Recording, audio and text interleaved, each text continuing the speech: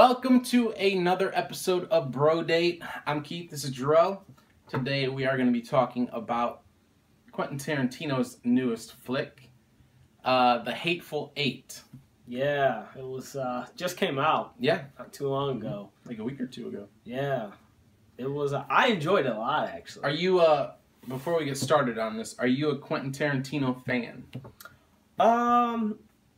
Yeah, I would say I am. I mean, I'm not a huge fan of his, but I think, I don't know, I just think his movies are interesting. Like, he just has a different way of putting a spin on his movies. Yeah, this is a very Tarantino movie. Oh, yeah, it's extremely Tarantino.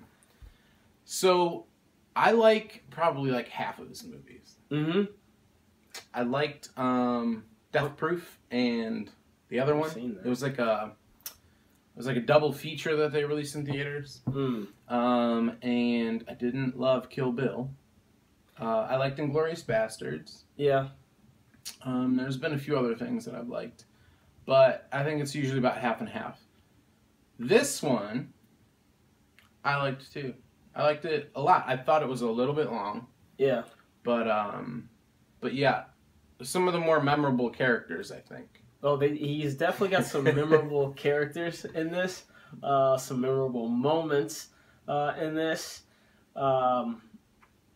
It is a long movie, and I even felt that way when I was watching it, but I felt entertained the whole time, though. There was laughs, there was moments where I'm like just anticipating what's happening next, and some suspense there. Definitely some action. So yeah, it really revolves around this main mystery, sort of like who is working with who, and I mean you find out eventually.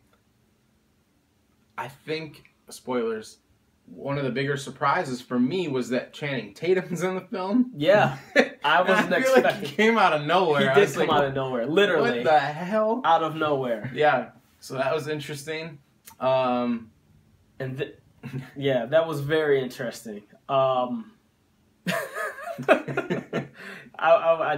wasn't expecting that at all. No, me either. And boom, there he was. Mm-hmm.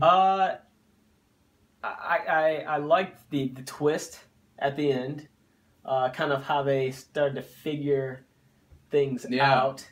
There's a couple of twists at the end, but I thought it was... A lot happens, really. Yeah. I don't know. I mean, I don't even really know where to start with it. I think that the characters are the biggest thing, though. And you have this whole portion of the movie before they even get to the... whatever it is, like a lodge. Mm-hmm. Yeah, and cabin, lodge, whatever you want to call it. And then after that, there's like this whole other movie. But it's hilarious before it, and then it gets even funnier there. Oh, yeah. I think everything that happens with Kurt Russell's character and then Domergue, the woman, is hilarious. Like, the entire thing. I would agree. And, yeah, everything that happens to them, as well as, there was something with the sheriff I really liked.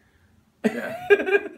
My favorite part was when she got the stew thrown in her face, though. Oh, yeah. Literally. Well, she gets a lot of things thrown at her face, yes. And she gets hit in the face. She's basically has a bloody, like, mouth the whole time because it's all streaming down from her nose. Yeah, and we are saying she gets a lot of things in her face. Tarantino for you. Yeah, okay. So that was really funny. There was a lot of things. So first off, you start off and they're in this carriage or whatever you want to call it at the beginning of the movie. And that's probably for the first 40 minutes, probably something like that. And it's funny. It is funny. This is your introduction to your first 4 or 5 characters. That they kind of start to build the background of and whatnot, and it's interesting because he doesn't use like any flashbacks to tell their stories or anything. It's pretty much just word of mouth from each of the 5 characters that you have, or I should really say 4 because the guy that's driving them with the horses, he's not really saying too much. But the 4 people that eventually that are riding are sitting and talking. They just talk about each other and tell their backgrounds and stories, and it's hilarious. It is just hilarious. I keep thinking about the letter. Yeah, I mean that's like our MacGuffin almost for the movie. It really, the letter, the first entire part revolves around that. That's where Samuel L. Jackson like gets his credibility for everybody else. Yeah. And it's a huge like joke point too. Even the way that they just like bring it up. Yeah. He has a letter from Abraham Lincoln. Yeah. And it just like it keeps going, and then your sheriff like picks it apart, and that's even funnier because Kurt Russell's like, "Wait, what?" It wasn't true. I was right along with Kurt Russell, to be honest with you. Well, yeah, I mean, you know, I was sold on it. I'm like, oh, all right, makes sense to me. And and then yeah, I found out the twist to it, so that was funny. What else? There was. You want to talk about Samuel L. Jackson? Talking to the old man. Oh yeah. You know the funny thing is, when we learn about the old man, there's this old man that's sitting in the cabin when they get there. When we learn the story of the old man, and earlier before that even happened, we heard about what was going on with Samuel L. Jackson's character.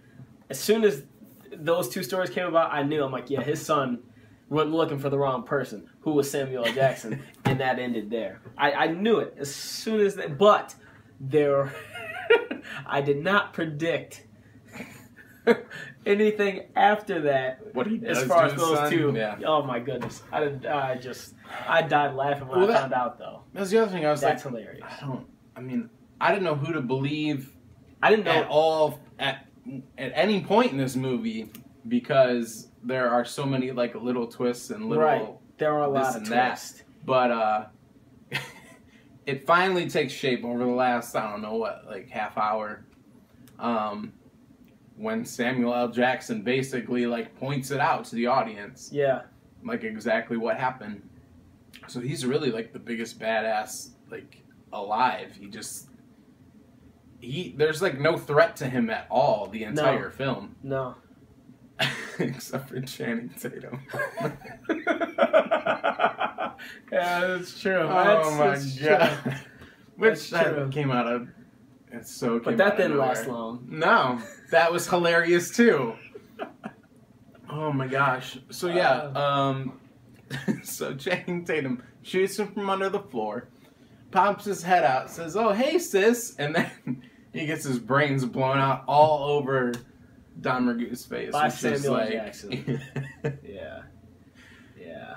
And she's like, he was giving up, and he was like, he was taking too long. Yeah. It was funny. There was a lot of funny moments. I enjoyed it, and actually, I don't know, now that I sit here and think about it, I'm not sure if I've ever seen any Tarantino movie in a theater. This was, as far as I can remember, my first one.